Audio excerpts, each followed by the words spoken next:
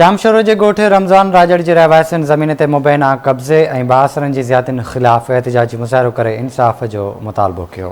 Report कर रहा है अली मुराद चांडियो।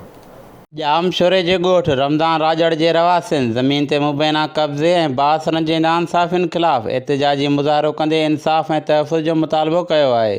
ॻोठाणनि मोहम्मद उर्स राजड़, अब्दुल सत्तार राजड़ ऐं बशीर अहमद राजड़ की अॻुवाणी में एहतिजाज कंदे दायो आहे त बासर अरबाब समूह यूसी मोड़ो जबल में 7-8 एकड़ ज़मीन ते कब्ज़ो कंदे खाता निज़ामुद्दीन समूह के नाले ते करे आवाज़ उथारण के ॾोह में सख़्त नतीजा भोगण जूं धमकियूं ॾिनियूं आहिनि। जी ज़मीन मूड़े जबल में आहे। अरबाब समूह आयो त मूंखे चई ज़मीन पावरा सारा वठंदा ऐं तो कराए ॾियां थो।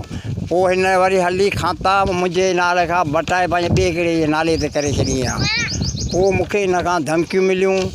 लालू काछेलो आयो, अरबाब आयो, तोखे पैसा मिलंदा, तोखे हीअं मिलंदा, मूंखे फ्रॉड करे मुंहिंजी ज़मीन ॿिए जे नाले करे छॾियईं। पोइ इलाही मूंखे लालू काछेलो कल्ह आयो, मूंखे धमकियूं ॾेई वियो आहे मारण जूं।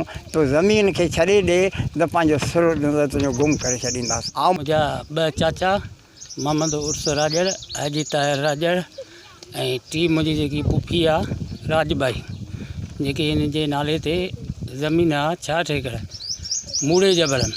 ठीक आहे। उन खां पोइ हीउ हिते आयो पंहिंजी 3-4 गाॾियुनि में, जो हिननि खे चई बाबा आऊं अव्हां खां ज़मीन ख़रीद थो करियां। भई ज़मीन हिन पंहिंजे संदसि भाणे जो आहे, शायदि सोटा निज़ामुद्दीन समूह जे नाले ते हिन खातो कराए छॾियो आहे। इन लाइ पोइ हिन पंहिंजा माण्हू लाल बख्श के काछेले खे बार बार हिते मोकिले थो, उहो हिननि खे हेरासमेंट करे थो। मोहम्मद उर्स राजड़ जंहिंजी ज़मीन मूड़े जबल में आहे, जेके लैंड माफिया आहिनि, हुननि हिन वीचारे खे जेको हिरासा करे ऐं हुनजी ज़मीन ते कब्ज़ा करे ऐं हुनजा कूड़ा जेके खाता ठाराए पंहिंजे नाले ते कराए, उन खां पोइ कल्ह तक़रीबन 15 गाॾियूं भरे हिते हिनखे वीचारे खे कमज़ोर करणु आया आहिनि। त तव्हां जेको सो कुझु बि न कयो, असां तव्हांखे हीअं कंदासीं हूअं कंदासीं। चीफ जस्टिस साहब के गुज़ारिश आहे ऐं IG सिंध IG खे बि गुज़ारिश आहे त हिन ग़रीब जी सपोर्ट कई वञे, हिन जो तदारक कयो वञे ऐं हिन सां इंसाफ़ कयो वञे। ॻोठाणनि army chief justice supreme court, chief justice Sindh high court ऐं IG सिंध खां मुतालबो कयो आहे त बासरनि जी ज़्यादतियुनि जो नोटिस वठी